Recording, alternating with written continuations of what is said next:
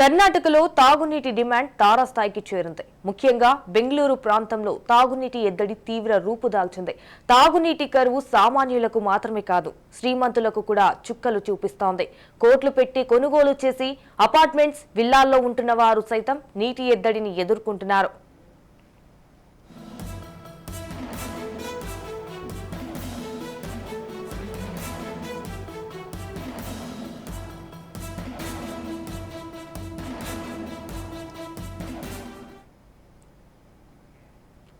అవసరాలకు తగ్గట్టుగా నీరు రాకపోవడంతో ఇబ్బందులు పడుతున్నారు. బెంగళూరు ప్రాంతంలో తాగునీటి ఎద్దడికి సంబంధించి రోజుకో తీరుగా వార్తలు వస్తూనే ఉన్నాయి. చేతులు కడుక్కునేందుకు నీళ్లు లేకపోవడంతో అక్కడి ప్రజలు టిష్యూలు వాడుతున్నారంటే పరిస్థితి ఎలా ఉందో అర్థం చేసుకోవచ్చు.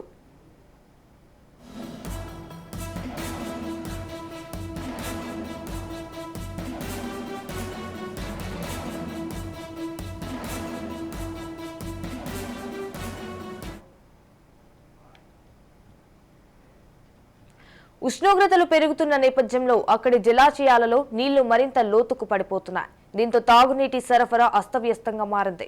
ముఖ్యంగా బెంగళూరు ప్రాంతంలో నీటి ఎద్దడి తీవ్రంగా ఉండడంతో చాలా మంది ప్రజలు తమ సొంత గ్రామాలకు వెళ్లిపోతున్నారు. ఇక సంపన్నులు కూడా నీటి ఎద్దడి వల్ల తీవ్రంగా ఇబ్బందులు పడుతున్నారు. నీటి కోసం రోడ్లెక్కుతున్నారు. ఇటీవల బెంగళూరు నీటి సరఫరా మురుగునీటి శుద్ధి బోర్డు రోజుకు 40 లక్షల నుంచి 2 కోట్ల లీటర్ల మధ్య నీటిని వినియోగిస్తున్న రెసిడెన్షియల్ కాలనీలకు, సొసైటీలకు 10% కోత విధించింది.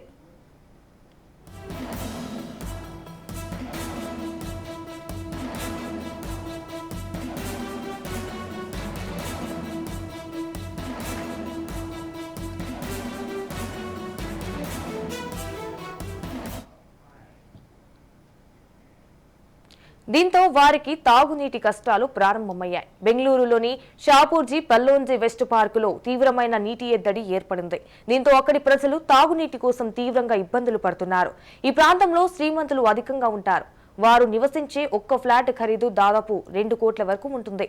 అన్ని కోట్లు ఖర్చు పెట్టి ఫ్లాట్ కొంటే ఈ నీటి కష్టాలు ఏంటి అంటూ బిల్డర్లకు వ్యతిరేకంగా నిరసనలు తెలుపుతున్నారు. అప్పట్లో మా చేతి నుంచి కోట్లు కట్టించుకున్నారు, ఇప్పుడేమో చుక్క నీళ్లు కూడా లేవు, మాకు అర్జెంటుగా నీరు సరఫరా చేయాలి అంటూ బిల్డర్లకు వ్యతిరేకంగా ప్లకార్డులతో నిరసన తెలుపుతున్నారు.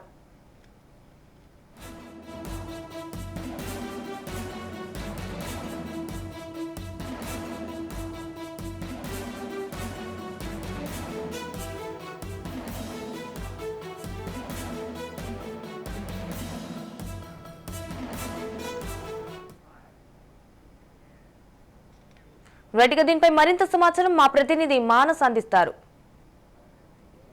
బెంగళూరులో కాంగ్రెస్ గవర్నమెంట్ వచ్చిన తర్వాత కర్ణాటక మొత్తం నీటి కష్టాలు ఎక్కువైపోయాయని బీజేపీ తీవ్ర స్థాయిలో విమర్శలు అయితే గుప్పిస్తుంది. అయితే ఈ పొలిటికల్ విమర్శల విషయాన్ని కాసేపు పక్కన పెడితే బెంగళూరులో 1-2 కోట్ల రూపాయల విలువ చేసే ఫ్లాటుల్లో నివసించే వాళ్ళు కూడా నీటి కష్టాలను ఎదుర్కొంటున్నారంటే అతిశయోక్తి లేదు.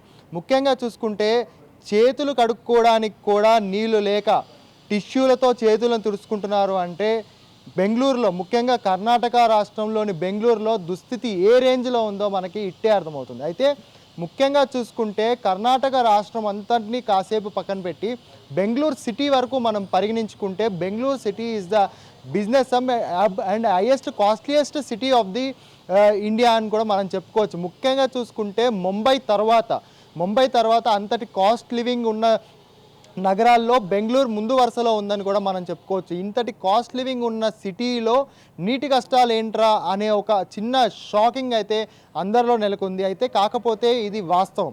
ముఖ్యంగా చూసుకున్నట్టయితే ఇప్పుడు 2 కోట్ల రూపాయలు పెట్టి ఖరీదైన ఫ్లాట్లని కొనుగోలు చేసిన వాళ్ళందరూ కూడా ప్లకార్డులు పట్టుకొని రోడ్డు పైన బిల్డర్లకు వ్యతిరేకంగా మాకు 2 కోట్లు కట్టించుకున్నారు, ఇప్పుడు మా అవసరాలకి కనీసం నీళ్లు కూడా లేవు అని నిరసన తెలియజేస్తున్న దుస్థితి అయితే నెలకొందని చెప్పుకోవాలి. అయితే వేసవిలో అంటే ఇంకా మనం ఏప్రిల్ మాసంలోనే ఉన్నాము, మే మాసంలో ఈ కష్టాలు ఇంకా ఏ స్థాయికి చేరుతాయో అనే ఒక ఆందోళన కూడా వాళ్ళలో వ్యక్తమవుతుందని కూడా మనకు తెలుస్తుంది. ముఖ్యంగా చూసుకుంటే ప్రభుత్వ పరంగా కూడా ఈ నీటి కష్టాలపై ఏ విధంగా ముందుకెళ్ళనున్నారు అని కూడా మనకు ఒక చిన్న సందేహం అయితే నెలకొంది. ముఖ్యంగా చూసుకుంటే బెంగళూరు వాటర్ బోర్డు కూడా 40 లక్షల నుంచి ముఖ్యంగా చూసుకున్నట్టయితే అధిక సంఖ్యలో